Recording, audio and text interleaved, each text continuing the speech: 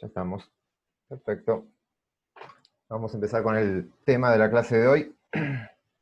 Hoy vamos a ver un nuevo método de estimación de parámetros, que es el método de máxima verosimilitud. Nosotros venimos trabajando hasta ahora con un método que es el de cuadrados mínimos. Yo les mostré... A ver, un segundito. Que me dice que...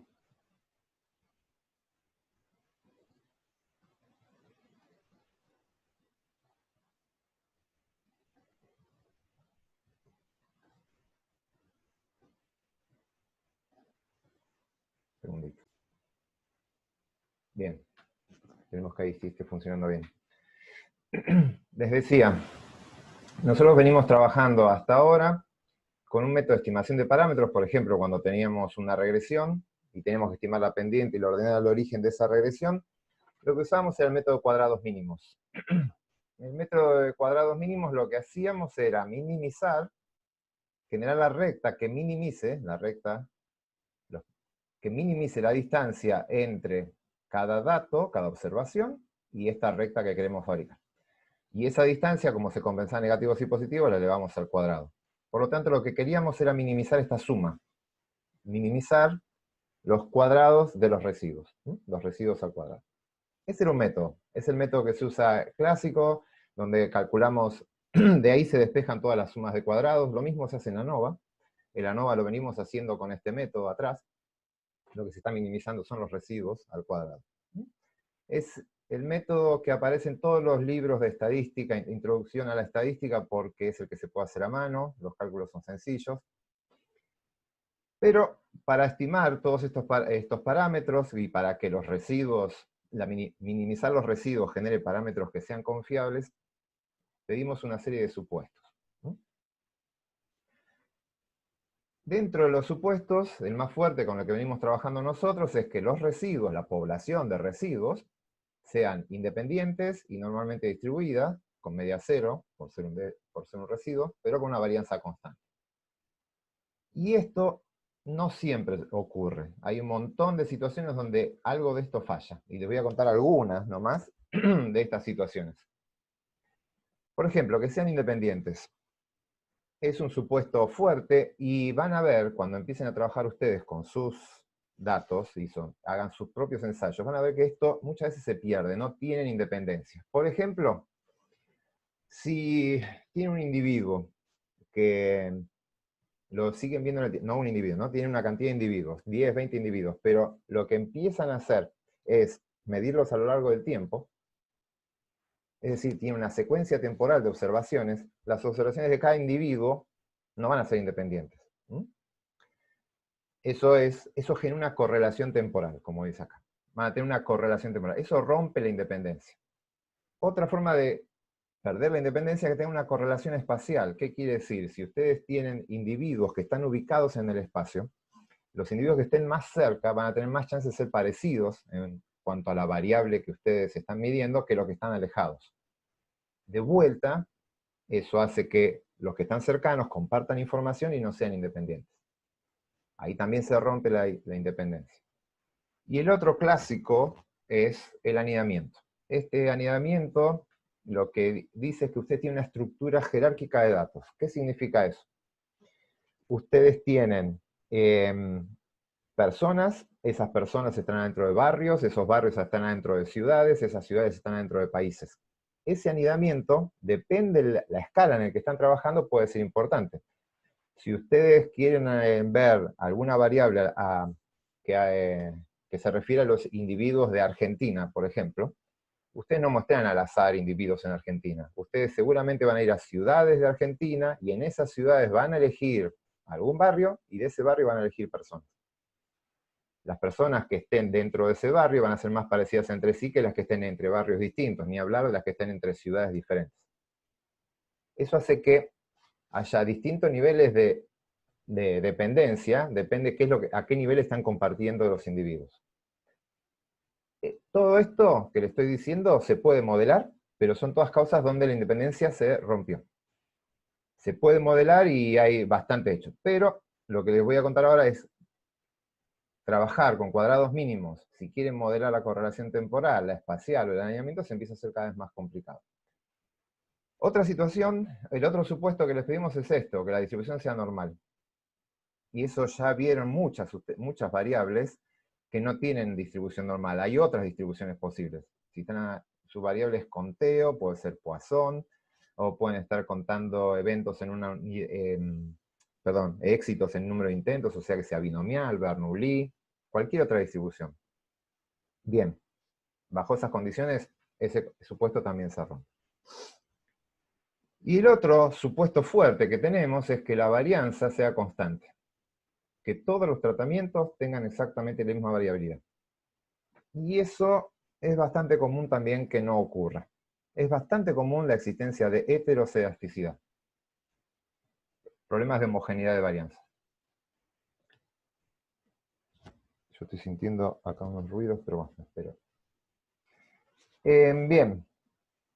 Entonces, si ustedes quieren salir de este supuesto general y están trabajando con el método de cuadrados mínimos, van a estar bastante acotados. Hay formas de modelar algunas de estas situaciones con cuadrados mínimos, pero todo es mucho más complejo.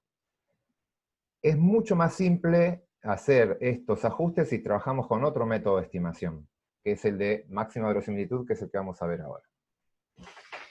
Y hay una situación particular que es con el desbalanceo. Si tienen desbalanceo, ¿qué quiere decir? Que cada tratamiento tiene una cantidad de datos diferentes.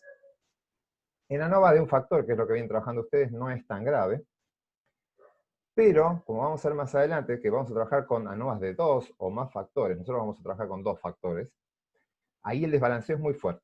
El efecto del desbalanceo es muy fuerte, si están trabajando con cuadrados mínimos. Así que esto de lo que estamos mostrando acá, de pérdida de ortogonalidad, de sumas de cuadrados y todo eso, eso lo vamos a ver más adelante. Pero sepan que van a tener problemas si trabajan con ANOVAs de 2 factores desbalanceados y están trabajando con cuadrados mínimos.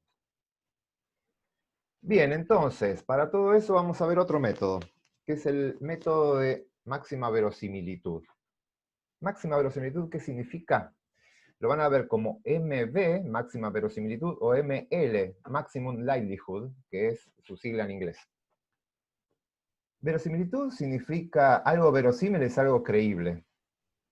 Lo que vamos a hacer es buscar a los parámetros más verosímiles, que maximicen la verosimilitud. Vamos a buscar una función de verosimilitud, vamos a crear una función de verosimilitud, esta L, de likelihood, una función de verosimilitud, que nos va a decir qué tan verosímiles son mis parámetros, θ, parámetros, puede ser uno o varios, dado un set de datos y dado un determinado modelo matemático. El modelo puede ser normal, binomial, Poisson, el que sea. Nosotros vamos a trabajar con normal, pero esto es amplio para cualquier otra distribución. Repito el concepto. Vamos a buscar una función, esa función me va a devolver a mí un dato, que es la verosimilitud. ¿Qué tan verosímil es el parámetro, el o los parámetros que voy a estimar, para el set de datos que yo tengo, y para, asumiendo, un determinado modelo? Entonces, suponga que acá tienen la función de verosimilitud, está puesta como logaritmo, porque al final es el logaritmo de la verosimilitud lo que vamos a maximizar, pero bueno, no importa. Y lo que tenemos es distintos valores del parámetro, acá. Acá tengo distintos valores de θ. Yo voy a ver que si cambio el valor del parámetro, el modelo, la función va a ir creciendo y puede ir bajando. Lo que tengo que encontrar es el pico máximo. ¿En qué momento la función de verosimilitud toma el valor más alto? Y ese es el parámetro que yo me voy a quedar. Ese es el parámetro que maximiza la función de verosimilitud. Y eso es lo que vamos a elegir nosotros. Y ahora lo vamos a ver con un ejemplo extremadamente simple, pero es uno de los pocos veces que encontré esto de verosimilitud hecho en forma intuitiva. Así que lo vamos a ver para que quede bien claro. ¿Cuál es el problema de esto? Los cálculos son mucho más complejos. Esto a mano no se puede hacer, prácticamente. Pero a partir de que surgieron las computadoras, se hicieron Ya están en 40. más. No sé si alguien habló. A partir de que mejoraron el poder de cómputo, esto se hizo mucho más habitual y tuvo un boom muy grande hace unos años con el desarrollo de los modelos mixtos y demás con máxima verosimilitud. Hago una aclaración. Máxima verosimilitud es mucho más, o sea, tiene un techo mucho más alto que cuadrados mínimos. Se pueden hacer muchas cosas con máxima verosimilitud, mucho más que con cuadrados mínimos, pero tampoco es el método que se puede analizar todo. Ya ahora, si uno va a los congresos, ahora va a Pilar. Si uno va a los congresos de estadística, máxima verosimilitud es un método, pero ya están apareciendo métodos más sofisticados y más complejos que lo superan. Pero lo que vamos a hacer con esta técnica es mejorar la capacidad de analizar datos que tenemos nosotros. Entonces, como dice acá, es fundamental saber la distribución de la variable con la que estamos trabajando. Así que si van a trabajar con máxima verosimilitud, tienen que saber de distribuciones. Tienen que saber cuál es la distribución de su variable. Y es bastante apropiado, es muy apropiado, cuando fallan estos supuestos que les conté recién. El de independencia, heterocedasticidad y si hay desbalanceo. En el caso particular, en el que los supuestos se cumplen, los datos son independientes, modelos balanceados, se cumple todo, homocedasticidad, todo, las dos estimaciones son idénticas, es lo mismo. De hecho, las fórmulas convergen. La fórmula final es la misma. Por lo tanto, si están en una regresión lineal simple como las que venimos viendo hasta ahora, o están en una ANOVA de un factor balanceado y homocedástico, maximizar la verosimilitud genera los mismos parámetros que minimizar los residuos al cuadrado. Van a tener el mismo resultado. ¿Dudas hasta acá?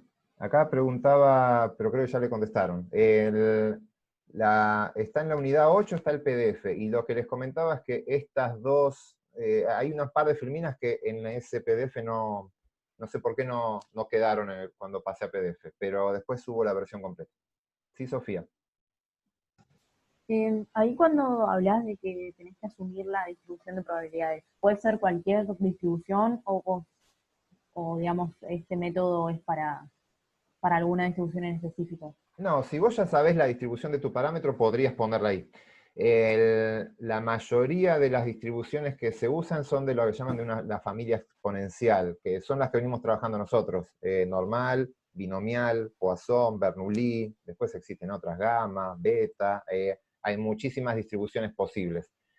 Y después tenés que encontrar el paquete en R que te permita estimar la verosimilitud a partir de esas distribuciones, ¿sí? O sea, pero una vez que sabés la distribución y básicamente podés calcular probabilidades, podés hacer la verosimilitud, podés calcular la verosimilitud. Pero a veces termina siendo muy complejo si la distribución que estás teniendo es compleja, ¿no? Y si no conoces la distribución, no podrías aplicar este método. No hay forma, porque Ok, tenés que decirle al ok. método cuál es la distribución que querés hacer. A lo sumo, pondrás la más parecida, la más cercana a la que vos creas, pero sabés, pero no hay forma que no le digas. ¿Sí? ¿Félix?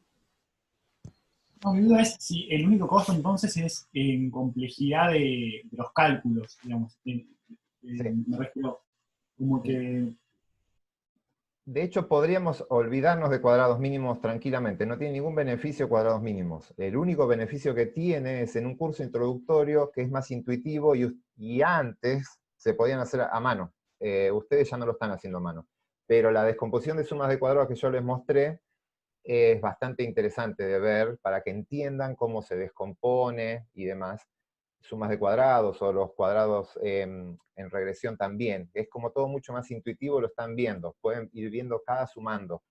Y lo podrían hacer a mano si bien ustedes no lo hicieron. Pero sí, es solamente complejidad, no hay ningún costo. Y son todos beneficios, porque podés hacer lo mismo que con cuadrados mínimos y más, y bastante más. Pero es menos intuitivo y no está tan difundido en los libros de texto de introducción a la estadística por ese tema, ¿no? Nadie pretende en un curso de estadística hacer lo que vamos a hacer en la clase que viene nosotros. O sea, lo de modelar la heterocedasticidad, puedo asegurarles que no creo que haya ninguna materia de grado de biometría que hagan eso. Así que ahí sí lo vamos a necesitar, por eso se lo estamos dando. Bien. Si vamos bien hasta ahora, vamos a ver un ejemplo de método de cómo aplicar el tema de máxima verosimilitud.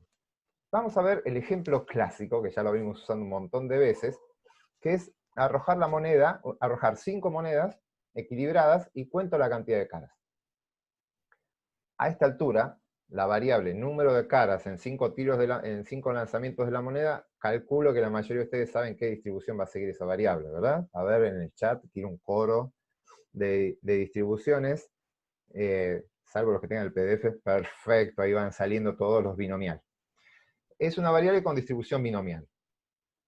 Lo que tenemos es una variable x, que es número de caras en, bueno, acá faltó, en 5 tiros de la moneda. Asumimos que la moneda está equilibrada, dice acá, moneda equilibrada, por lo tanto, pi, que es la probabilidad de éxito en cada intento, es 0,5. Y n es la cantidad de repeticiones que la fijé yo en 5. Y nosotros tenemos una formulita, cuando antes se hacía a mano, hacían esta fórmula, ahora lo saben hacer en R, y ustedes podrían saber para cada lanzamiento, cada valor de X, cuál es su probabilidad. Ustedes ya saben hacer esto, estos son los parámetros de distribución del modelo, y ustedes podrían hacer tranquilamente esta tabla, podrían en R, o incluso a mano con la formulita, saber cuál es la probabilidad de 0, la de 1, 2, 3, 4 y 5, de todos los valores posibles de la variable. Acá lo que estamos viendo es cuál es la probabilidad que una vez que yo haga este experimento, tenga un 1, un 2 o un 3. Quiero ahora calcular la probabilidad de tener una muestra de binomiales, o sea, varias veces tirar 5 monedas. Entonces, vamos a pasar a la siguiente que dice, voy a arrojar 5 monedas, pero eso lo voy a hacer 10 veces. Voy a repetir 10 veces el experimento de tirar 5 monedas. Y en cada vez veo el resultado. La primera vez tiré 5 monedas y las 5 veces salieron caras. Después 3, 2, 2. Esta es una muestra. Cada uno de estos es una variable, binomial, pero fue registrada 10 veces. Por lo tanto, lo que tengo es una muestra. Y yo podría tranquilamente calcular la probabilidad conjunta de estos datos, es decir, la probabilidad de obtener la muestra entera. No la probabilidad de obtener cada uno por separado, sino la muestra en total. ¿Qué tan probable es obtener un 5, 3, 2, 2, 4, 1, 1, 3, 3, 4 si tiro 10 veces 5 monedas? Y eso lo pueden hacer tranquilamente con binomial, porque ya saben la distribución de binomial.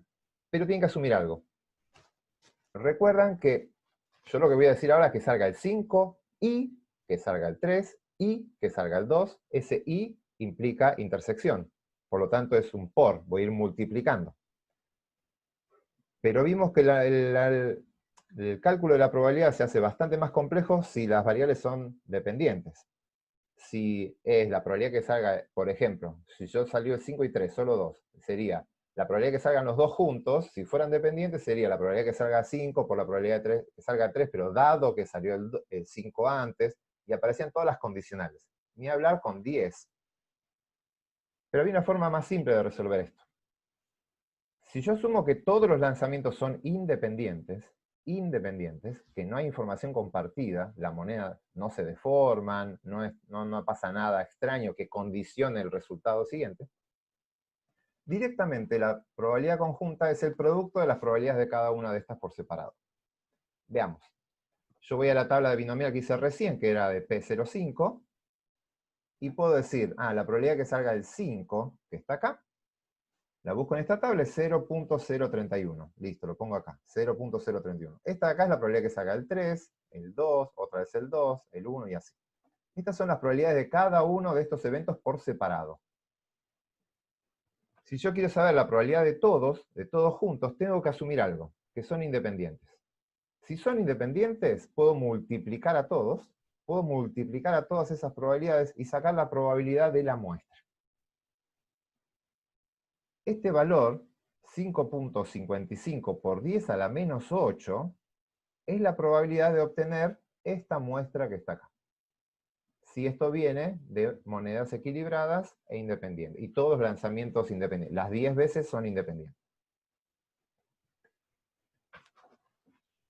Ya van viendo la importancia de la independencia. Vieron que en todos los modelos nuestros aparecen datos independientes y demás. Yo les dije para calcular los grados de libertad. Y acá, encima, queda bien de manifiesto, porque yo tengo que calcular una probabilidad de una muestra, Y para calcular la probabilidad de la muestra, y no tener que andar calculando condicionales, tengo que asumir que son todas independientes. Eso que acabo de calcular es lo que vamos a llamar la función de distribución conjunta. Básicamente lo que me está dando es la probabilidad de obtener una muestra.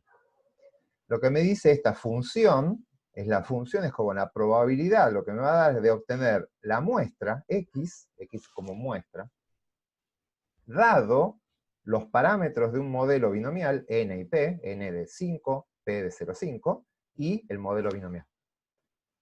La probabilidad de x dado x como muestra, no x mayúscula como variable. La probabilidad de obtener la muestra dado un modelo binomial con los determinados parámetros. Asumiendo que son independientes, yo voy a ir multiplicando sus probabilidades. Y eso me da este número de acá. Sí, Ariana. Antes habíamos dicho que por ahí no se podía asumir independencia, pero acá estamos diciendo que sí. Sí, vos acá, Entonces, a ver, lo que tenés que hacer es asegurarte que tu experimento cumpla las condiciones que hagan que tus datos sean independientes. De hecho, lo que hacíamos en probabilidades en un experimento era no asumirlo y hacer las cuentas. En un experimento simple te puedes jugar a hacer eso. Pero fíjense que en ANOVA, en regresión, siempre estamos pidiendo datos independientes. Lo que estamos pidiendo es que las observaciones de tu variable, el registro de tu variable, este 5 sea independiente de este 3, de este 2. Entonces, eso vas a tener que asegurártelo vos como investigador haciendo el experimento correcto para que eso ocurra. Si eso no ocurre, todos los cálculos que vas a hacer se hacen tan complejos que no sé, es más, no sé si hay alguna forma de ajustarlos de alguna manera, pero ese supuesto no lo vas a poder cumplir y se te va a complicar bastante hacerlo. Pero vas a tener que asegurarlo vos con el diseño. ¿y esta función de distribución conjunta tiene que ver con la máxima verosimilitud? Ahora, ¿O es otra cosa? ahora la voy a convertir en la función de máxima verosimilitud. Todavía no lo es. Ah, ok. Por eso preguntaba lo de independencia. No, justamente, ahora lo voy a convertir en verosimilitud. Hasta Ok. ahora esto es una función de distribución conjunta. Lo único que hice es calcular la probabilidad de obtener una muestra. Ahora, no tiene mucho sentido hacer esto, simplemente lo hice para que se dieran cuenta que esto lo podrían hacer ustedes y vayan entendiendo el contexto del problema, pero no es el objetivo final este, ya que acá yo dije que lo que quería hacer era un método para estimar parámetros. Quiero estimar un parámetro. Y acá ya le tengo que dar el parámetro, P. El P se lo di yo. El P yo le dije al modelo que es 0,5. ¿Por qué? Porque asumí que las monedas eran equilibradas. Y además me va a calcular una probabilidad de una muestra, y ya dijimos que no tiene sentido, la muestra ya existe, no tiene una probabilidad de ser. Sería, de antemano, ¿cuál hubiese sido la probabilidad de obtener la muestra tal como la que obtuve? La verdad que no tiene mucho sentido. Lo que tendría sentido sería dar vuelta a esa condicional que está ahí, y calcular el P, o saber la probabilidad de un parámetro que yo no conozca.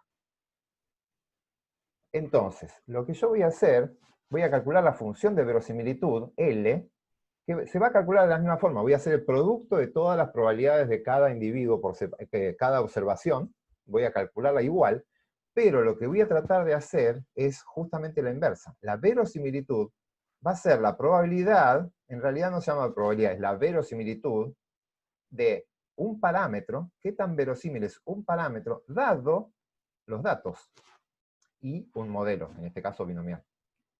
Los datos ya son fijos, ya existieron, yo ya los obtuve. Dado que tengo este set de datos, ¿qué tan probable o qué tan verosímil es poner un parámetro de 0,5, 0,6, 0,7? En el ejemplo anterior no tenía sentido, porque si la moneda está equilibrada, es un 0,5. Pero vamos a ver un ejemplo donde eso no va a ser así. Y ahí se va a poner más interesante esto.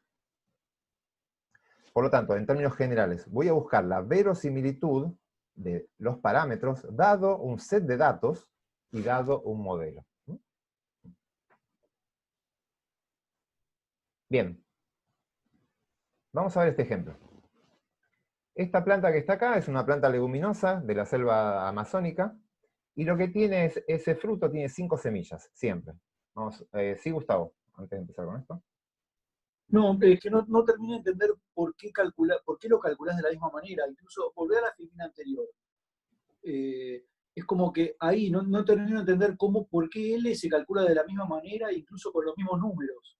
Eh, Porque, sí, lo que vamos a hacer ahora, en el otro lo que hacíamos era, habíamos puesto fijo el parámetro. El parámetro se lo dimos nosotros, que era 0,5. Y lo que empezábamos a ver era la probabilidad de obtener la muestra. Ahora lo que vamos a hacer es lo siguiente, vamos a asumir que la muestra ya está fija. La muestra ya existió. Entonces, lo que voy a hacer, no es que lo vas a calcular de la misma forma, ahora te voy a mostrar, no voy a calcular de la misma forma, porque lo que tengo que hacer es cambiar el valor del parámetro. En el de recién era todo fijo, la muestra la concebíamos como aleatoria y que, no sé, no tenía mucho sentido, porque la muestra ya existe, o sea, no tiene una probabilidad de ser, ya existe, ¿no? Pero ahora lo que voy a hacer es, voy a asumir que la muestra está fija, y lo que voy a hacer es cambiar el valor del parámetro. Voy a poner distintos valores del parámetro. Y voy a calcular distintas probabilidades, no me va a dar los mismos números. Pero simplemente sí voy a hacer es, dado este set de datos, ¿qué tan verosímil es este parámetro? ¿Mm? A ver, vamos a verlo ahora y lo charlamos en un segundito. Les planteo el problema y les muestro cómo es que lo estoy haciendo al revés. Entonces, repito, esta planta tiene 5 semillas, siempre. Vamos a asumir que eso es siempre, que es constante para simplificarlo un poco. Y lo que interesa estimar es cuál es la probabilidad que una semilla germine. Biológicamente me interesa esto. ¿Qué tan probable es que una semilla de esta planta germine? Por lo tanto, lo que quiero estimar es el pi, o sea, esto es una de vuelta. Puedo contar número de semillas germinadas entre 5 semillas plantadas. Eso es una variable binomial. Y lo que quiero es estimar el pi. Entonces, tengo que tener una muestra. ¿La muestra qué hago? Agarro 10 frutos de estos, 10 frutos, al azar, independientes entre ellos, no todos del mismo árbol, ¿no? O sea, bien, un diseño que me asegure que la información de cada uno de esos 10 frutos va a ser independiente, va a tener información novedosa. Los 10 frutos, todas las semillas de esos 10 frutos las pongo a germinar en forma independiente, todos bien separaditos para que no haya ningún problema, y obtengo estos datos. El primer fruto, de las 5, 3 germinaron. En el segundo, las 5 germinaron, y así, 2, 4, 4 y demás. Ahí tengo los 10 valores que obtuve de mi variable, que es número de semillas germinadas entre 5 plantadas. Bien, estos datos ya son fijos, no voy a asumir que son aleatorios, ya ocurrieron, ya está. Estos existen. Dado este set de datos, lo que voy a hacer es mover los parámetros, el valor del parámetro. ¿Qué parámetro tengo que mover? El N y P. El N lo tengo que dejar fijo porque todos tienen 5 semillas, no lo puedo mover. Lo que voy a mover es el que me interesa estudiar a mí, que es la probabilidad de que una semilla germine, o sea, pi.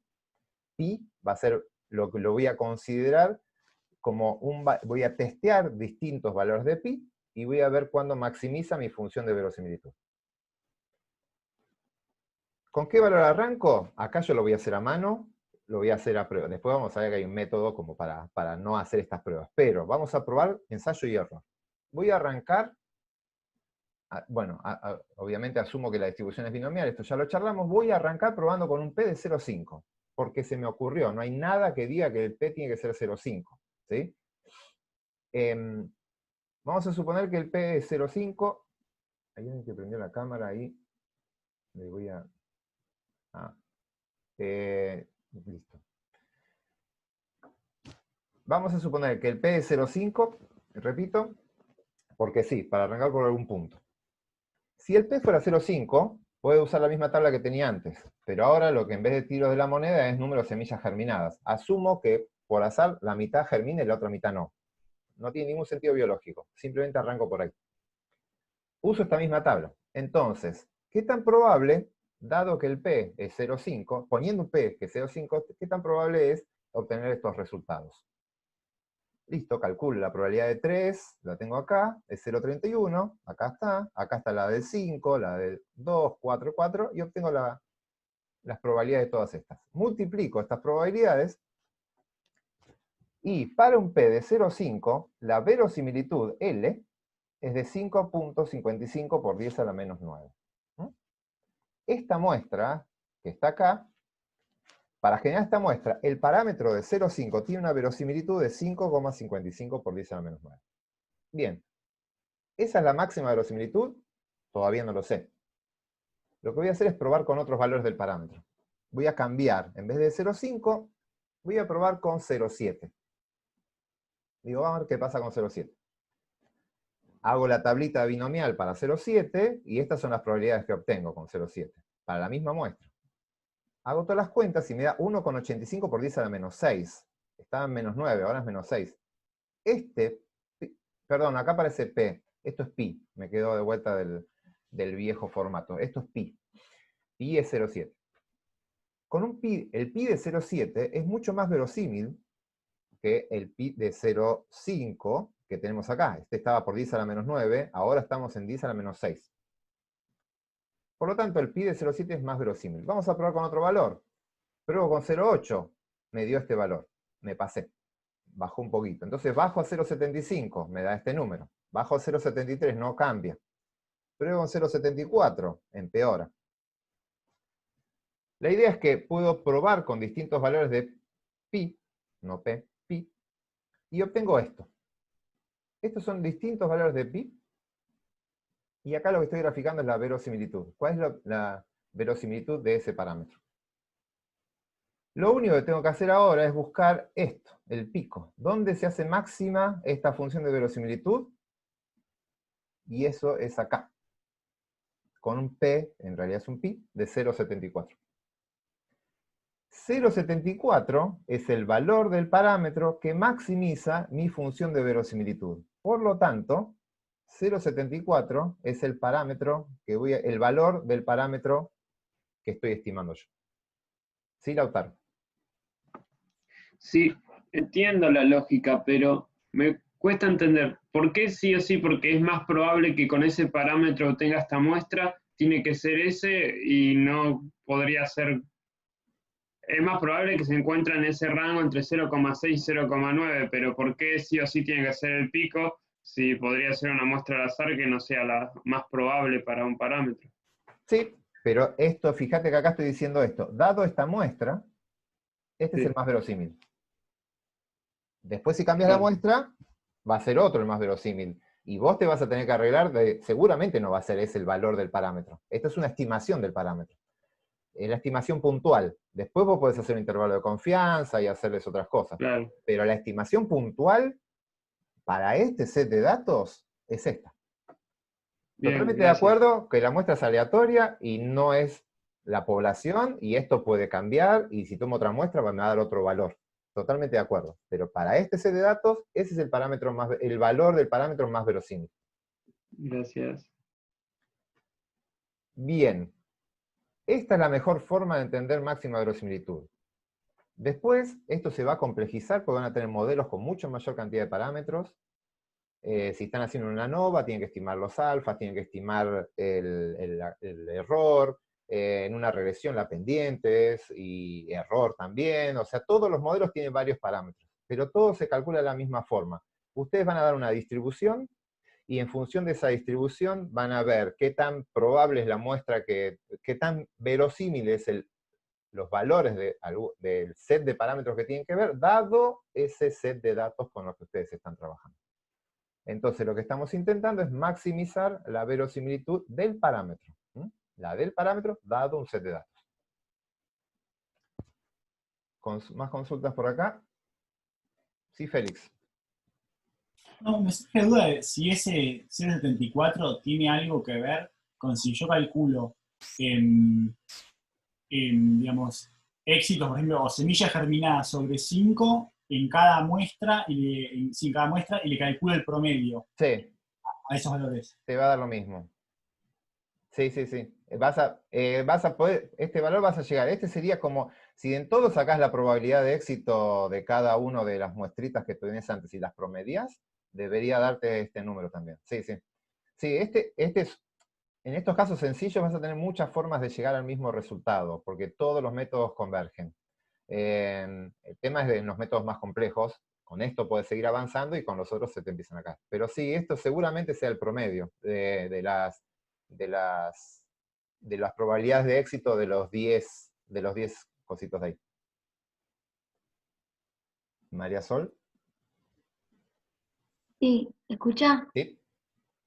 Si me quedó una duda, ¿el valor de L que fuiste calculando vos se hace con el producto de las distintas probabilidades? Sí, sí, sí. Ah, ok. O sea, en sí el cálculo es igual a cuando decías lo de función de distribución conjunta. Claro, es para que vean eso. Cuando hago la función de distribución conjunta les muestro que pueden multiplicar las probabilidades. Pero después hago la inversa, perdón, no es que hago la inversa, cambio la función de verosimilitud, es básicamente lo que me permite a mí, es pongo como variable la parte de arriba al parámetro y voy cambiando el valor del parámetro y dejo fijo a los datos. Entonces, cambian las cuentas porque las probabilidades son distintas. Para un parámetro de 0,5, la probabilidad de tener 5 éxitos es distinta que la de 4, si el parámetro fuera 0,8. Entonces lo que voy haciendo es mover este valor del parámetro hasta que yo encuentre este pico. Pero las cuentas es exactamente eso. Siempre tenés que multiplicar todas estas probabilidades que calculé acá, son el producto de 10 probabilidades. El tema es que cada una con un parámetro distinto. ¿Sofía? Sí, ahí se escucha, ¿no? Sí. Lo que tenía de duda es cuando tenés una distribución normal Sí. y tenés dos parámetros, sigma Sí. y mu, ¿cómo haces para adivinar, no, No, asumir ¿cómo se uno en saca base al otro? esto? No, esto de Claro. prueba y error solo lo estoy haciendo yo para que lo vean. Ahora les muestro cómo tienen que hacer. Ok, Sí. Sí, eso no lo van a hacer a ojo. No. Igual, ninguno de los métodos que vamos a ver ahora se hace iterando, o sea, se hace así probando, porque tienen soluciones únicas que se pueden calcular. En los modelos más complejos sí se tiene que hacer iterando. ¿Iterar qué significa? Se van probando distintos valores de parámetros, se ponen valores iniciales y van probando distintas combinaciones y van viendo los modelos cuando van mejorando y convergen hacia el mejor modelo, y básicamente es esto que estamos haciendo nosotros ahora. Sí, te puede llegar a pasar, pero en modelos más complejos. En los que vemos nosotros ahora es lo que viene ahora, que esto tiene una solución única. ¿Gustavo? Yo lo que me preguntaba era por los supuestos de este modelo, Sí. porque sí me habías dicho o por lo menos yo interpreté que nos estábamos tratando de liberar del supuesto de independencia, y sin embargo recién Ok. dijiste que tenían que ser independientes. No, Y está bien. una segunda parte de la pregunta que está relacionada es, vos decías que tomamos de diferentes plantas y qué sé yo, y por eso eran independientes, pero ya hacer una binomial sobre un determinado fruto, ya ahí no tenés independencia porque las semillas provienen de una misma planta, me parece a mí, ¿no? Sí. A ver, vamos por partes. No es que te liberás del supuesto de independencia. Acá sigue estando el supuesto de independencia. Lo que podés hacer es modelar ciertas dependencias de los parámetros. Vos podés al modelo meterle parámetros que te digan, mira, todo este grupo de individuos son todos hermanos y estos son hermanos de otra familia. Entonces, la dependencia que hay entre hermanos es distinta que la que hay entre familias. Entonces, vos podés poner un parámetro que sea, por ejemplo, estimame la variabilidad entre familias y la variabilidad de adentro de las familias. Todo eso se le puede modelar, no es que te liberás, quizás me expresé mal, no te liberás del supuesto de independencia. El supuesto de independencia lo tenés, pero vos podés introducir al modelo ciertos parámetros, que con este método los podés estimar, que te van a contemplar esa información y te van a permitir analizarlo. No estás libre del supuesto. Eso tiene que quedar claro. El otro era, con respecto a la binomial. Adentro de una binomial, dentro de las 5 plantitas de la binomial, entre ellas todas vienen del mismo fruto. Así que están relacionados entre sí. Pero yo lo que estoy asumiendo es que la probabilidad es constante dentro de ese fruto. Dentro de otro fruto es constante, dentro de otro fruto es constante. Lo que voy a querer estimar es ese valor de pi promedio para la población. Pero eso ya queda claro que es constante. Lo que tiene que ser independiente es lo que saqué de esta semilla con respecto a la otra semilla. Si esta semilla tiene una probabilidad de éxito del 30%, no me tiene que dar ninguna información sobre la otra semilla que voy a agarrar. Si la otra semilla va a ser también 30, o va a ser mayor, o va a ser menor. Esa es la independencia que voy. Pero claramente esto ya se sabe, que dentro de esa planta los datos son dependientes porque son de la misma planta. Sí, pero eso está bien, no es problema. Perfecto, gracias. ¿Gonzalo? Sí, yo tenía la duda de que entonces, en este caso usaste como ejemplo binomiales, pero esto podría usarse para cualquier tipo de distribución. Sí. Y en el caso de tener dos parámetros o más, habría, o sea, se usa para sacar un parámetro y los demás habría que fijarlos, ¿no? Se hacen, sí, no, tenés que sacar todos los parámetros. O sea, Ah, se hace la probabilidad de todos los parámetros y después podés ver si hay una cierta correlación entre los parámetros y demás. Sí. claro, o Sí, sea, sí, sí. podés elegir fijarlos o no para, dependiendo de qué querés De sacar. hecho, sí, se empieza, el cálculo de cómo se hace sí tiene que ver, pero vos podés poner un set grande de parámetros, obviamente después tenés que tener datos para que te los respalden, ¿no? Tener suficientes datos para estimar esta cantidad de parámetros. Pero vos podés poner muchos parámetros y después te estima la cantidad de parámetros. Si fueran independientes es todo mucho mejor, porque podés fijar uno y al otro no le va a pasar nada. Pero si son dependientes esos parámetros, están relacionados, tenés que estimarle una correlación incluso entre los parámetros, para Claro. corregir esa falta de independencia. Sí, pero se puede hacer, sí. Genial, gracias. Bien.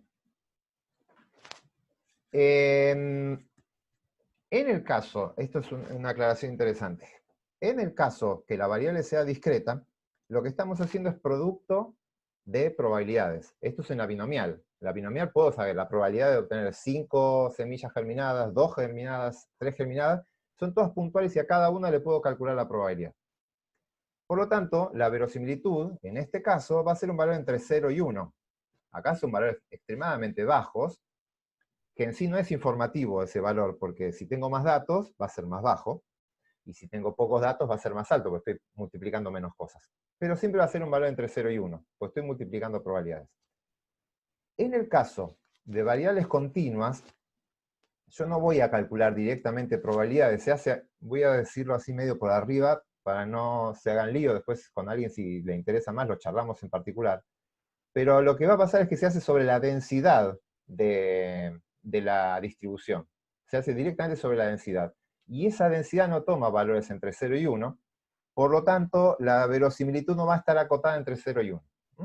Así que, en el caso este simple, que es binomial, y multiplicamos probabilidades por ser discreta la variable, sí va a estar entre 0 y 1. Y ahora eso les voy a contar, porque va a tener una consecuencia en lo que vamos a ver más adelante. Bien. Normalmente no vamos a trabajar con la verosimilitud directamente. La verosimilitud, le dije, es el producto de probabilidades. Es más interesante trabajar con el logaritmo de la verosimilitud. Con el logaritmo de la verosimilitud, acá aparece logaritmo en términos genéricos, ¿sí? En general es logaritmo natural. Pero acá va a decir log, es genérico, logaritmo. Vamos a trabajar con el logaritmo de la verosimilitud, ¿por qué? Porque el logaritmo, en vez de ser un producto, perdón, el producto de las probabilidades, el logaritmo es la suma. Entonces es mucho más fácil trabajar con una sumatoria que con un producto, entonces se termina trabajando con el logaritmo de la verosimilitud. Y el logaritmo de la verosimilitud también tiene de esta función, el logaritmo de esta función tiene esta fórmula, de esta forma, y tiene un único pico, y el pico coincide. Es el pico, el máximo de esta función, del logaritmo de mi verosimilitud, también coincide en 0,74. Entonces, lo que yo voy a hacer es buscar cuando la derivada de esta función, del logaritmo, se hace 0. Entonces, lo que voy a hacer es la derivada del logaritmo en función de los parámetros, cuando eso se hace 0. Esto tiene una solución única, yo no tengo que andar probando. Esto me va a generar cuál es el valor de θ que haga que las derivadas se hacen igual a 0. Eso es lo que les decía recién, es un único valor. Y otra cosa, como les dije recién, la probabilidad, la verosimilitud en una discreta va entre 0 y 1, el logaritmo de la verosimilitud siempre toma valores negativos. Van a encontrar acá valores negativos del logaritmo de la verosimilitud. Esto en un ratito va a cambiar, porque no necesariamente. Para las variables continuas, eso en general da así, pero no siempre. ¿Sí, Lucía? Sí, en ningún caso podría ser que esta función de verosimilitud tenga más de un pico. Ah, bien. Sí, puede pasar. Y eso es uno de los problemas. O sea, en las que vamos a trabajar nosotros, cuando la distribución es normal, o con las familias que vamos a trabajar nosotros, no. Pero sí puede pasar, y es un problema, sí.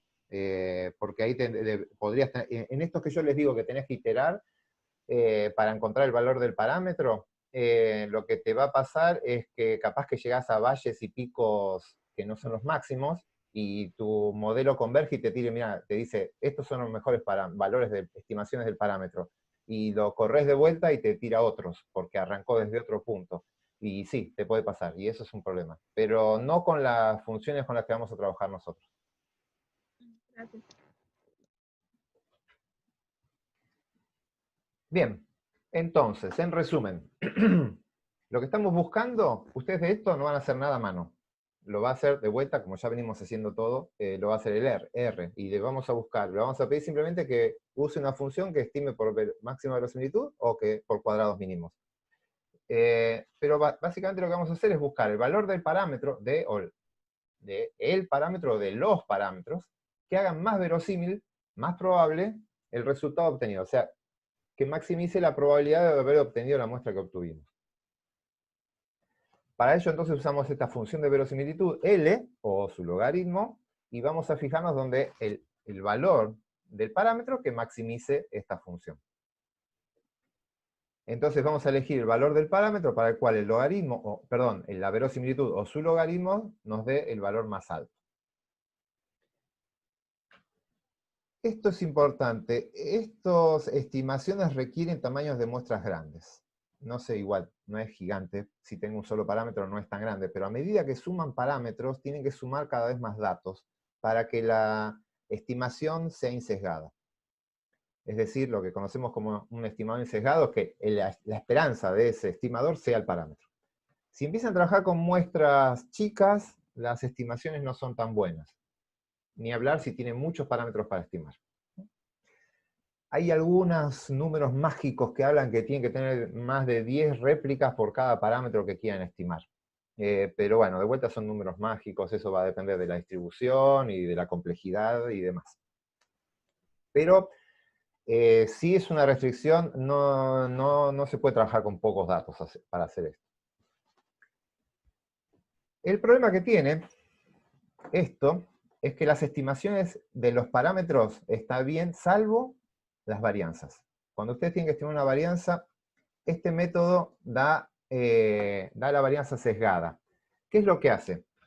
Cuando estime una varianza, vieron que la varianza era distancias al cuadrado dividido grados de libertad, n-1, la de la muestra. La de la población la estimábamos dividiéndolo por n. Este método, si ustedes les piden que estime una varianza, le va a estimar la varianza como si fuera, los datos que le dan es la población. No tiene forma de saber que le están dando una muestra. Entonces le va a estimar la varianza dividido n, no la dividido n-1. Entonces les va a dar una varianza menor, una estimación de la varianza menor. Recuerden, y si no revisen, cuando vimos estimación de varianza, la estimación de varianza dividido n era un estimador sesgado. El insesgado es el que va dividido por los grados de libertad, por n-1. Entonces, nosotros no vamos a usar técnicamente a máxima verosimilitud, vamos a hacer la máxima verosimilitud restringida, que es REMBL. Esta verosimilitud restringida lo que hace es ajustar el valor de las varianzas para que lo haga sobre los grados de libertad y no sobre el n. Simplemente eso. Cuando van a ver que las distintas funciones le van a dar la opción de usar REMBL o ML en inglés. ML es Maximum Likelihood y esto es la restringida, Restricted o algo así, Maximum Likelihood. Esta es la que deberíamos usar, que es la que viene por defecto en la mayoría de los paquetes. Simplemente por eso, por la estimación de la varianza. ¿Dudas hasta acá? Perfecto. ¿Cuándo vamos a usar esto? Modelos lineales generales, que nosotros, la materia son modelos lineales generales, acuérdense, nosotros vamos a trabajar con variables con distribución normal, no vamos a hacer lo de recién, que es para una binomial, simplemente lo usé a modo de ejemplo. Pero si están trabajando con modelos generalizados, sí van a usar máxima verosimilitud, van a usarlo ahí. Y también lo van a usar para modelos mixtos. Modelos mixtos, vamos a ver una introducción a modelos mixtos, vamos a ver un ejemplo solo más adelante, pero es cuando aparecen factores que no están fijados por el investigador, que se llaman factores aleatorios. Esto lo vamos a ver más adelante. Entonces, ¿qué tienen que saber ustedes? Que sí o sí tienen que saber la distribución de probabilidades. Eso es una exigencia de este método. No está tan afectado por el desbalanceo como sí le pasa a cuadrados mínimos. Y ustedes van a poder modelar lo que se llama la matriz de varianzas y covarianzas. ¿Eso qué me dice? Ahora lo vamos a ver en la clase que viene esto. Básicamente que vamos a poder modelar la heterocedasticidad. Ese supuesto de homogeneidad de varianzas que le estábamos dando, que es tan fuerte a la ANOVA y a la regresión, si el método que usamos es de máxima verosimilitud, nos va a permitir modelarlo y librarnos de eso. Empezar a calcular determinados parámetros que me permiten modelar esa falta de homogeneidad de varianza. Y también, con este método van a poder hacer estudios donde tienen estructura jerárquica de los datos, correlación espacial, temporal, y de esto no vamos a ver absolutamente nada nosotros acá. Hasta acá, máxima verosimilitud. ¿Alguna duda en general? Repito, ustedes no van a calcular nada a mano con máxima verosimilitud, simplemente van a cambiar la librería que van a usar, con unas librerías en cuadrados mínimos, con otras en máxima verosimilitud, y repito, si se cumplen todos los supuestos, los dos dan exactamente el mismo resultado, exactamente lo mismo, y eso lo vamos a ver en la clase que viene. Si no hay más consultas, pasamos al segundo tema de hoy, que es cortito, y les quiero contar, porque van a hacer un TP donde van a combinar ANOVA con regresión, y quiero contarles que los dos son dos situaciones particulares de modelos lineales generales, dos modelos lineales. A pesar de que las formas de los modelos con los que vimos nosotros de ANOVA y regresión son bastante distintas. Entonces, lo que voy a mostrarles ahora es cómo reparametrizar el modelo de ANOVA para que vean que en realidad ANOVA es una regresión. Sol, ¿prendiste el micrófono por consultas? No. Bien. Bien, vamos a ver. Fue sin querer, perdón. No, está bien. Acá tenemos ANOVA y regresión. ¿Qué es una ANOVA y qué es una regresión? ¿Qué es lo que ya vieron hasta ahora? De paso, nos sirve como repaso, como para ir viendo los distintos temas. Vamos a arrancar con regresión, en realidad, que es lo primero que vimos. Acá tienen regresión. Regresión, ustedes tienen una X, que es cuantitativa, estos son cantidades, y la Y es cuantitativa. En ambos casos, Y es cuantitativa, ¿no? Y tratan de explicar los cambios en Y, en función de X, pero esta X es una cantidad. Y esta cantidad, estos valores están fijados por el investigador, y no tienen error. Por lo tanto, todo el error va a estar en forma vertical. Y lo que nosotros vamos a hacer es buscar una recta, esta recta, que tiene una ordenada al origen, acá está al revés, beta 0, más una pendiente, y esta recta lo que va a tratar de hacer es pasar por la esperanza de Y. La esperanza de Y dado X. Esta es la distribución de probabilidades que tengo de los datos, y esta es la esperanza. Dado este valor de X, esta es la esperanza de Y, la de Y dado X2, la de Y dado X3. Por ahí va a tratar de pasar la recta. Entonces, ¿yo qué tengo que estimar? Bueno, perdón, eso es la esperanza de Y, y si no, le agregan el épsilon, y con el épsilon transforman los valores de Y. Lo que tienen, lo que están modelando ahora es la variable Y. La variable Y es la recta más un épsilon. O sea, con la recta llegan hasta acá, y con el épsilon van, si están por encima de la media o por debajo de la media, pueden ir hasta cada individuo. Ahí están las dos expresiones. Bien, ustedes ahí tienen que estimar, ordenar al origen, y la pendiente. Y por como es el método cuadrados mínimos, que la recta pasa por X raya y raya, en realidad lo único que tienen que estimar es la pendiente, porque la ordenada al origen ya queda fijada. Una vez que fijan la pendiente, como el X raya y la Y raya en ese centroide va a pasar la recta, al fijar la pendiente, la ordenada al origen ya queda automáticamente seteada. Entonces, ustedes por cuadrados mínimos estiman la pendiente y ya tienen todo estimado. Y tienen que estimar después el cuadrado medio residual o el de error. La otra situación que vimos es ANOVA. ANOVA tiene un modelo distinto, fíjense, tiene otra estructura este modelo. Y básicamente la única diferencia es Y es una variable cuantitativa, pero X es cualitativa. Tengo A, B y C. Esto lo pueden dejar 1, 2, 3, 3, 2, 1, 2, 1, 3, no tiene importancia el orden no importa.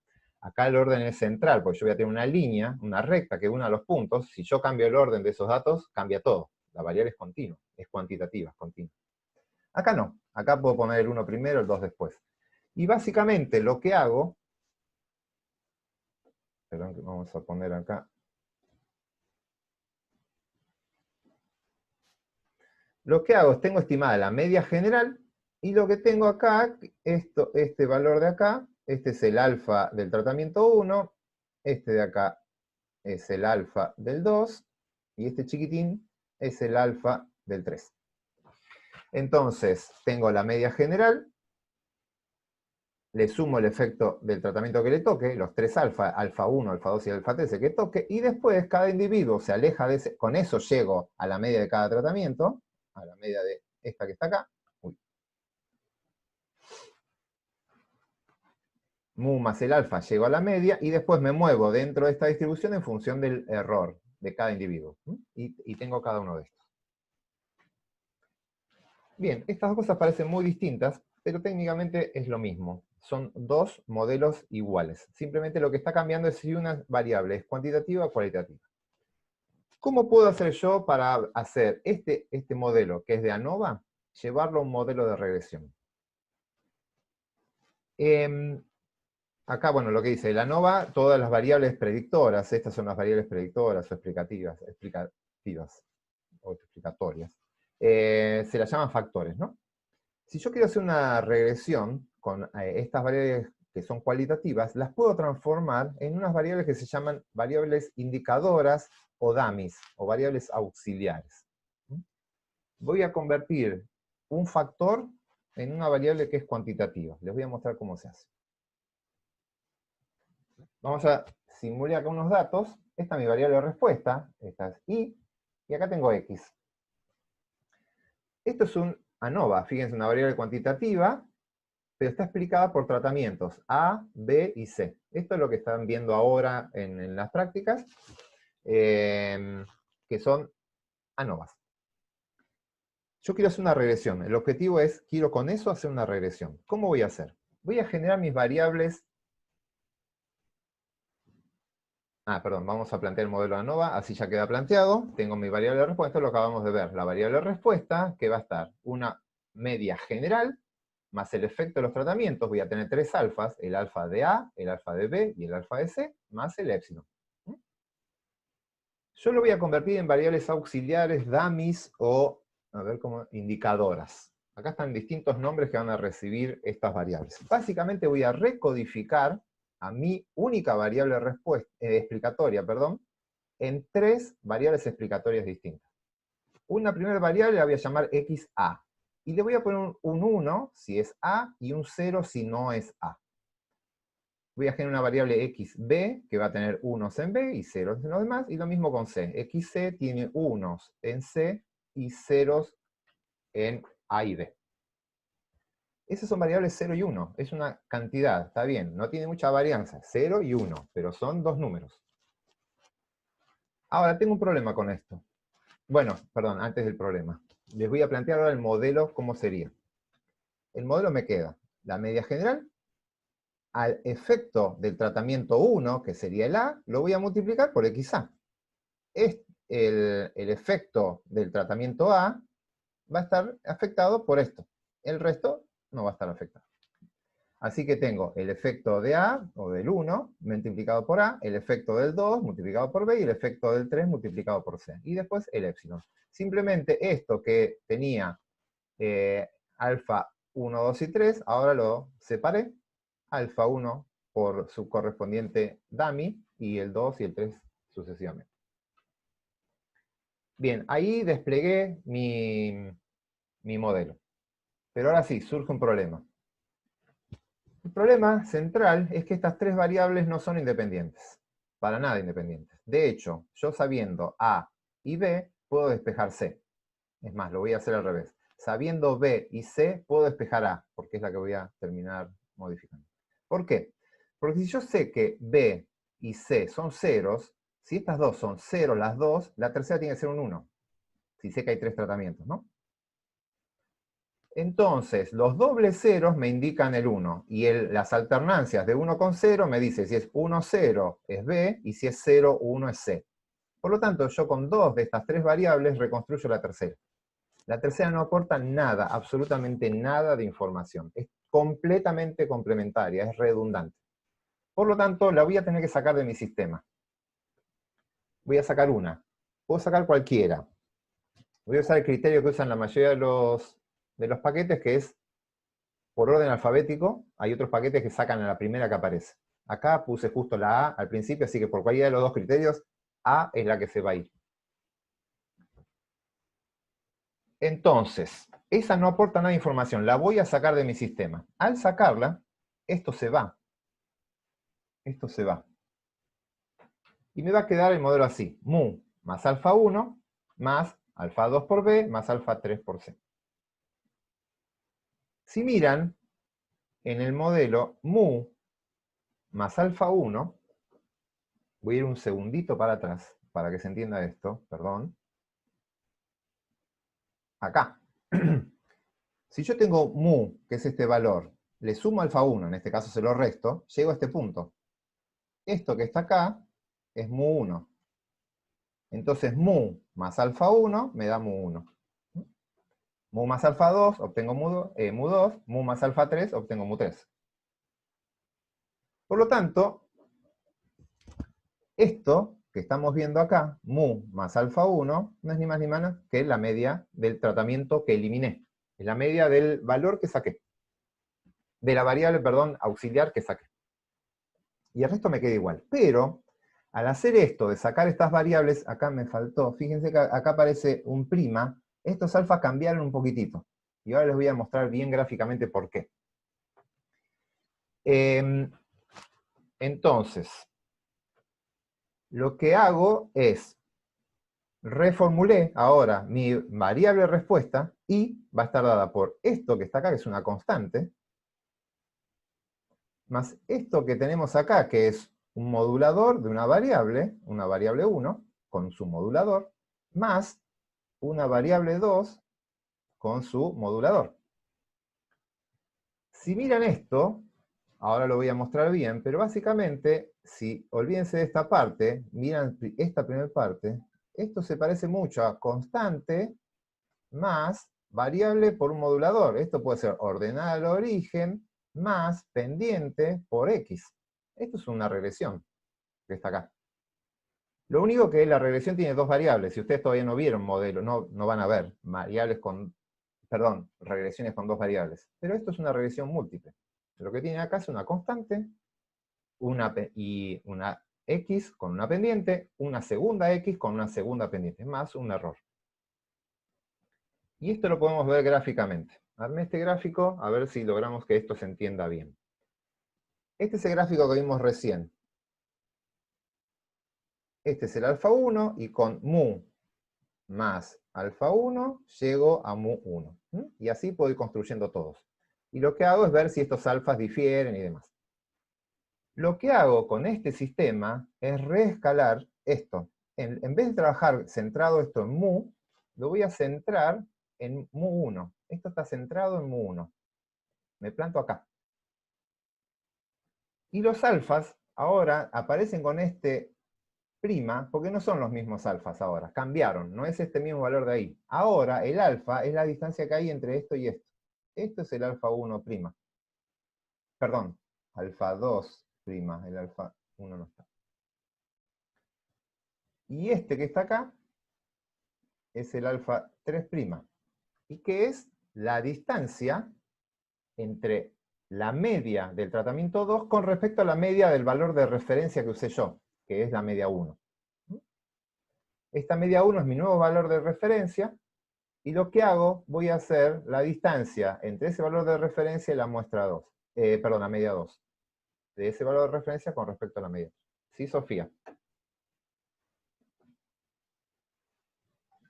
Sí, yo tengo una duda, o sea, esto lo estamos haciendo para relacionarlo con lo de regresión, o siempre, o sea, yo había entendido, hoy justo vi una parte donde explicas el modelo de ANOVA, y había entendido que Y y J, como que era el I para el tratamiento I y el individuo J, y después para otro tratamiento era, no sé, el tratamiento, otro tratamiento, y no sé si me estoy El explicando, como I2J, que sí, había distintas I para cada tratamiento, y sí. acá están todos en... Uy, se me cortó. A ver, No, aclaro. Sí, ahí te escucho. Se va y viene. A ver, que mi duda era si esto, cuando tenés varios tratamientos, se escribe así el modelo, o es solamente para relacionarlo con la regresión. bien, sí, vale la aclaración. Nosotros, el método clásico de ANOVA es este que vimos acá, y ustedes van a resolver todos sus ANOVAs como lo vienen haciendo hasta ahora. Esto no necesitan salir de acá, con esto funciona bien y anda todo bien. Simplemente, esto que les estoy mostrando es algo incluso en teoría, porque en la práctica no vamos a hacer esto, de trabajarlo como si fuera una regresión. Esto es un conocimiento teórico que les estoy mostrando, que un modelo lo puede reparametrizar de distintas formas. Uno puede escribir la ANOVA así, la I, la estoy explicando de esta forma, o puedo explicar la I de esta manera. De todas las formas voy a llegar a predecir los mismos valores de I. Llego al mismo número. La predicción es la misma. Cambiando, obviamente estos alfa van a ser distintos y demás. Pero son dos formas de predecir I. En el práctico van a trabajar con la que ya vieron, ya estuvieron trabajando con esa I, no van a salir de ahí, no se asusten con esto. Este desarrollo que le estoy haciendo es más, si se quiere, teórico, se los vamos a mostrar solo en forma teórica, para que entiendan que una ANOVA y una regresión son dos modelos lineales. Esto que está acá, que no parece un modelo lineal, es en realidad un modelo de ANOVA, es un modelo de regresión, perdón, es un modelo lineal, es una suma, una ordenada al origen, más una suma de variables con sus pendientes. Es simplemente para eso, es para que lo vean en forma teórica. No se lo van a tener que aprender, no lo van a tener que hacer ustedes, y ustedes van a seguir trabajando con el modelo de ANOVA que ya conocían hasta ahora. Sí, María Sol. Sí, una duda. No me quedó, entiendo que uno elimina alfa 1 y elimina la variable XA por el tema de que hay redundancia de datos. Pero tal vez me perdí por qué los centraste en U1 y no en el U original. O sea, me perdí cuando Ah, borraste el en, XA, ahí como que me mareé un poco, después por qué U1. está bien, yo saqué a XA porque no aportaba nada de información, y me quedó el alfa 1 solito. El alfa 1 más, voy a ponerlo acá, esto que está acá es el mu original, la ordenada al origen esta que está acá, más el alfa 1. Como los dos son constantes, y me habían quedado sueltas en el modelo, no varían de unidad experimental en unidad experimental, son constantes, yo las sumé. Y al sumarlas, las constantes, me quedó mu1. Y ahí se me cambia la escala, se me reescala esto. En vez de estar centrado en mu, ahora pasa a estar centrado en mu1. Pero eso, Ah, como ahí me saqué esa quedo. variable que era redundante, el alfa 1, que es una constante, quedó solito, sumé las dos constantes y me quedó la nueva constante que es mu1. ¿Sí, Ahí está, Lautaro? ahí entendí. Gracias. Sí, yo lo que no entiendo del todo es cuando llamás le pones el valor de x1, x2 o x3, el valor 1 o 0. Sí. En el eje X, ¿no siguen siendo variables cualitativas? Acá están los tratamientos, ¿sí? Esto sigue siendo, ahora sí, ahora me falta, ahora les voy a contar bien dónde están. Esto sigue siendo ABC, esto no cambió. Ay, se me adelantó. Bueno, acá, ahí se apareció la recta. Acá están las rectas de regresión que estamos hablando. Esto es una regresión múltiple. Voy a cerrar el tema y a ver si no queda claro, lo seguimos charlando. Pero básicamente, esto es una regresión múltiple, y ustedes acá lo que tienen, mu1, esta es una ordenada al origen, esta es una pendiente, y esta variable auxiliar, es mi variable x, que es cuantitativa, es 0 y 1. Y esta que está acá, esta partecita, me genera esta recta que está acá. Porque ahora la ordenada al origen está acá, en mu1. Y esta pendiente está dada por este valor de acá, que es el alfa, que me genera esta pendiente. Voy a limpiar un segundito para que esto quede más limpito. Entonces, acá quiero hacer otra aclaración. Yo les dije que es lo que acabo de borrar. Este valor de acá, pero de acá hasta acá, este valor, esto es alfa 2. El alfa 2'. Este alfa 2 es una diferencia de dos medias, ¿sí? Es la diferencia entre la media 1 y la media 2. Es una diferencia de medias. Pero cuando tengo así una regresión solo con dos puntos, este y este, que sería un 0 acá y un 1 acá, la diferencia de medias es lo mismo que la pendiente. ¿Por qué?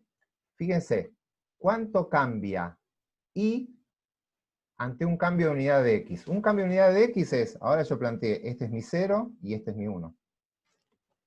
Un cambio de unidad de x es esto. ¿Y cuánto cambia y? Es esto. Este alfa, como esto vale 1, esta distancia es de 1, este alfa se transforma en la pendiente. No sé si me siguieron con ese razonamiento. Entonces, hablar de la pendiente de una regresión es lo mismo que hablar de una diferencia de medias como estamos acostumbrados en una ANOVA. ¿Por qué? Porque la unidad es, perdón, lo que estoy saltando es en una unidad.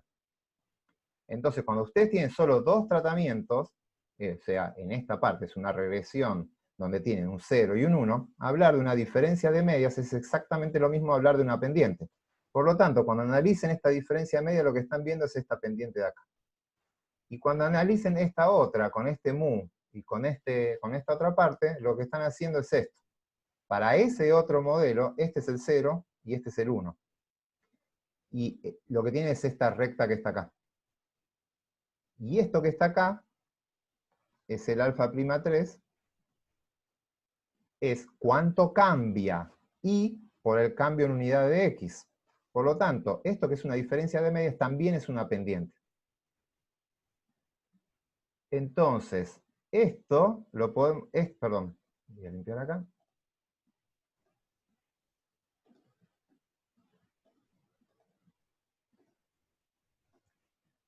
Esto que está acá es mi ordenada al origen. Esto va a ser mi beta 0.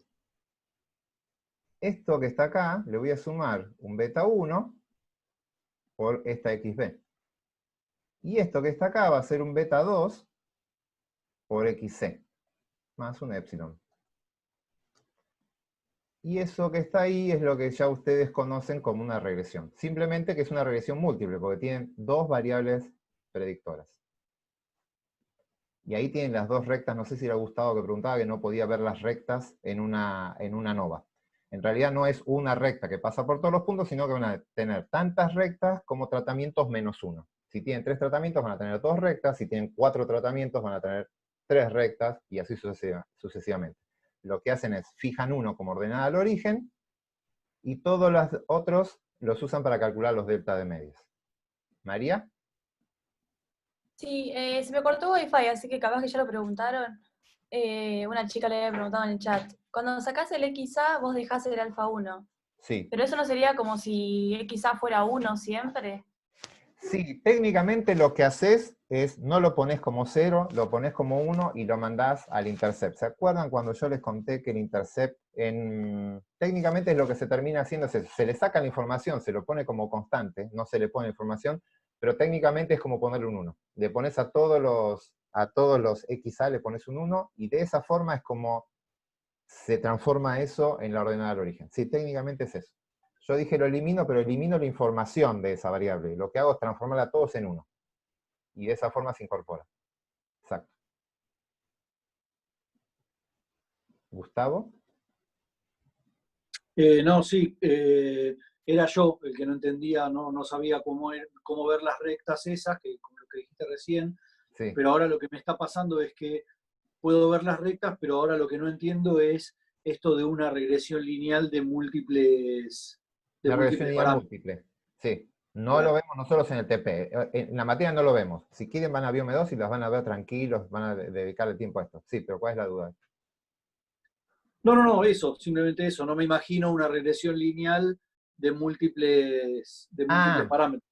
Sí, Me da la sensación de lo que vos tenés es como, son regresiones parciales. Esta es una regresión dejando fija todas las otras variables, después vas a tener una regresión dejando fijas a las otras variables y así. Vas a generar regresiones parciales y con todas esas vas a generar una regresión múltiple. Pero igual, eso excede ampliamente lo que vamos a ver en la materia.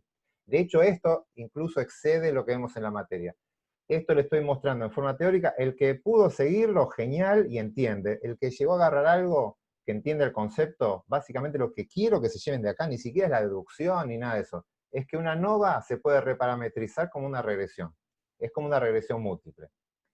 Simplemente eso. No les voy a pedir nunca que tengan que ustedes saber esta deducción. En el TP ni siquiera lo van a ver, van a seguir trabajando como ANOVA, pero sí van a ver en el TP que pueden elegir, les voy a mostrar ahora cómo elegir, hacer una ANOVA o una regresión en algunos casos. Así que van a ver un TP donde van a pasar de ANOVA a regresión, pero no van a hacer esta deducción, no van a hacer nada. Cuando lo trabajen como ANOVA, usan esto que está acá. Uy, se me fue. Cuando trabajan como ANOVA lo plantean así, cuando trabajan como regresión lo plantean de la otra forma. El pasaje de uno a otro va a quedar, subyace en el interior del paquete estadístico. Pero quiero que los que más hayan podido seguir, o sea, algo hayan captado de esto. Pueden pasar de uno al otro. Sí, perfecto, gracias. Igual esto que dijiste de fijar uno y estimar el otro, después fijar los otros, así, eso me viene bien. Eso me ayudó bastante a imaginar cómo sería esa regresión. Perfecto. Así que, gracias. Sofía. Sí, ¿qué son los 0 y 1 que están en el eje X? Me perdí ahí. Sí, estas son las variables auxiliares que yo hice antes. Acuérdense, yo había hecho una variable auxiliar, esta la llamé X, esta sería XB, y esta de acá era XC. XB tomaba valores 0, solo tomaba valores 1, y esto tenía así. XB tomaba 0, solo era 1 en B, y era 0 en los otros dos. El otro era 0, 0, 0, 1. La XC tomaba valores 1 en C y 0 en los demás. Esto es, dejando fija una, miro las otras. Entonces, es la variable dummy que les puse antes, la auxiliar de antes. Entonces, cuando ustedes miran este salto de 0 a 1, este cambio en unidad, la pendiente se convierte, es lo mismo que ver la diferencia de medias. Es simplemente para hacer ese detalle. Que lo central de todo esto es que ustedes pueden comparar medias trabajando en regresión. ¿Cómo? Trabajando con dos niveles solos, ceros y unos. Porque esta pendiente, como la X solo se mueve en una unidad, todo lo que se mueva la pendiente es una diferencia de medias. Simplemente es eso. No sé si quedó claro ahí. Sí, gracias. Perfecto.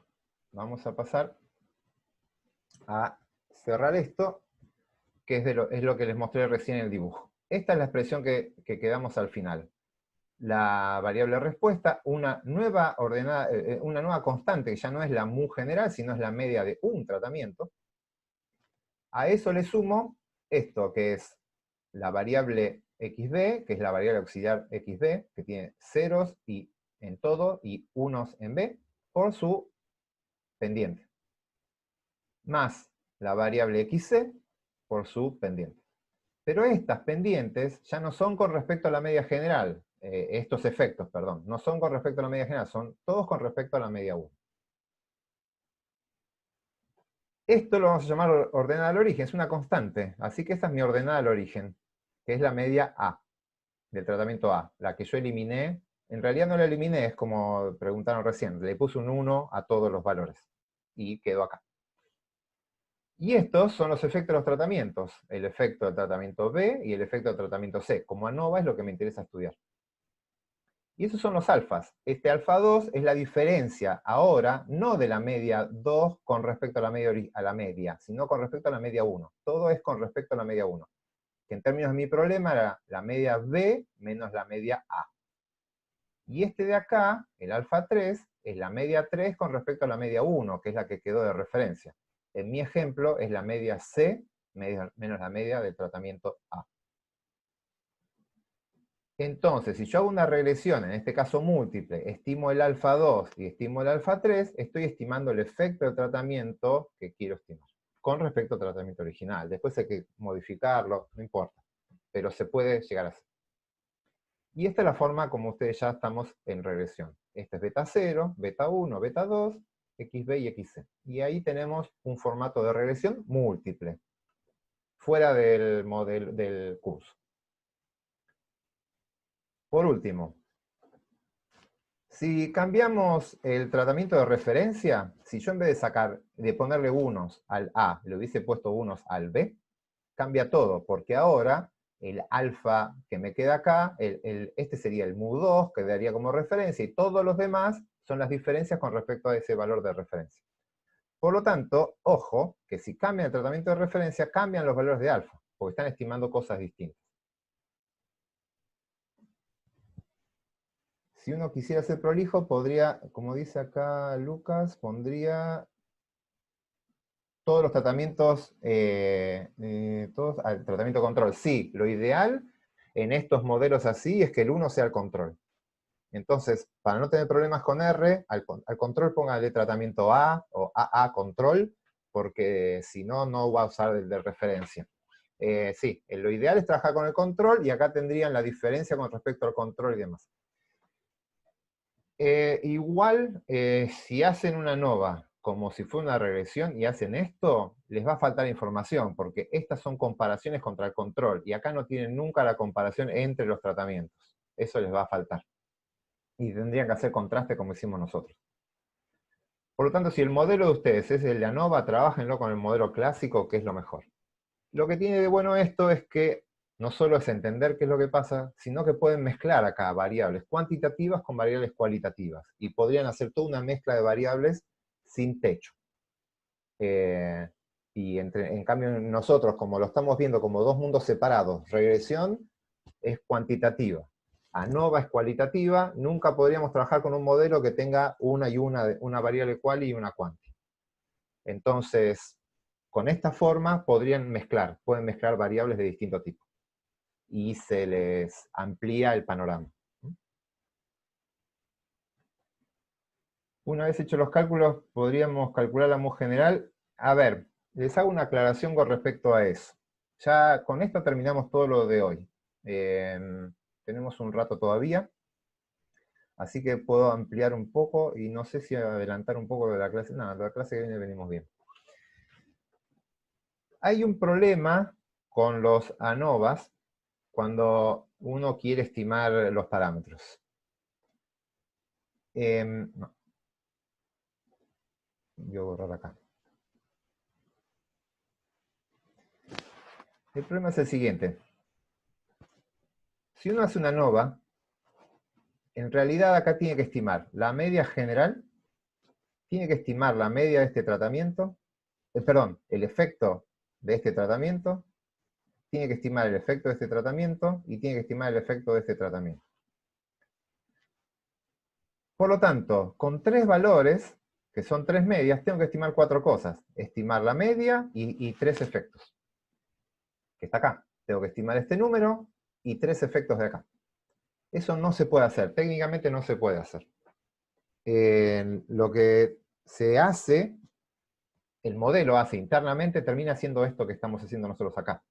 Nunca estima la media general, lo que estima es una media de un tratamiento, estima una media y 2 alfas. Eso sí lo podemos hacer. Estimo una media más 2 alfas. Y después se reconstruye todos los demás. Pero los parámetros que se estiman con estas 3 medias es una sola media y 2 alfas. Y después todo lo demás se calcula. Pero técnicamente uno no puede hacer esto. Es un diseño de rango incompleto que se llama. O sea, no se pueden estimar todos los parámetros de una ANOVA. Sí en una regresión. En una regresión sí se puede hacer, pero en una ANOVA no. Entonces, técnicamente lo que se hace en el fondo es esto que estuvimos viendo ahora. Fijamos un valor de mu, de referencia, y lo que hacemos es mirar todos los demás contra ese valor de referencia. Y después se hacen contrastes, se hace todo lo demás. Bien, ¿consultas de esto? Perfecto. A ver, ¿me ponen el horario, por favor? Ahí. Igual voy a dejar de compartir esto. Sí, Milagros. Tengo una pequeña duda, no sé si es que no lo entendí bien o qué, pero en el tema este que vos decías de que XA, XB y XC, una de ellas es redundante. Con Sí. el tema de que si ves que tal vez la primera te da 0, la segunda te da 1, ya sabes que la tercera te da 0. Sí. Si la primera te da 1, ¿no serían las otras dos redundantes? Sí. Porque ya sabes que es... Para esta parte de tus datos, sí, con la primera sabes los otros dos, pero para esta parte no, porque esta tiene 0 y no sabes si es un 0 en B o un 0 en C. Claro. Entonces, Sí, para entiendo toda que la sea en variable, algunos casos. para una parte sí, obviamente, para los unos, todo lo demás es no informativo, pero para el total de la variable, no. En cambio, con estas dos, te digo toda la otra variable. Con dos, te digo la tercera totalmente es no informativa. Siempre, digamos, podés sacarlo siempre. Siempre, Claro, para todos los valores. eso no. Por eso sacas una sola y no haces nada más. Claro, exacto. Perfecto. Nada de eso. ¿María? Sí, de vuelta con lo de sacar XA, que dijiste como que lo igualás a 1, Sí. pero en realidad si XA siempre es 1, es como que las otras dos son 0 siempre. No saco esa información, no le agrego información, está bien lo que decís. No es que, yo lo que hago es, le pongo todos unos y en los otros les respeto los ceros y los unos. No es que las paso a 1, y no es que es informativa la variable. Con ponerla en 1, básicamente lo que hago es poner un 1 acá en este modelo, y lo que hago es sacarla del sistema. O sea, no deja de ser informativa. Entonces, esta la transformo en un 1, y este sistema se me hace una constante. Simplemente es para eso. No es que a estas las voy a transformar todas en 0. Estas siguen aportando la información novedosa que traen. Es donde son 0 y 1, eso es novedoso. Lo que hago es le pongo unos acá, y todo este combo se transforma en una constante que es mu1. Es simplemente eso. Pero técnicamente piensen como que la saqué del sistema. No aporta información, entonces no voy a leer nada de la información de ahí. La información la sigo leyendo en los otros, si son ceros o si son unos. Sí, si no lo tendría que cambiar todos a los demás a 0. Y serían totalmente redundantes todas. Y perdería toda la información que tengo ahí. Bien. Ok, gracias. Consultas. A ver. No tenemos mucho. Si quieren, podemos cortar acá. Porque empezar con el tema nuevo no tiene mucho sentido y tenemos toda la clase que viene para verlo, que es el de modelado de varianzas. Así que no tiene sentido adelantar la clase que viene. Lo que voy a hacer es corto la grabación ahora y quedan para consultas de temas anteriores el resto de la clase. Así que voy a cortar la grabación.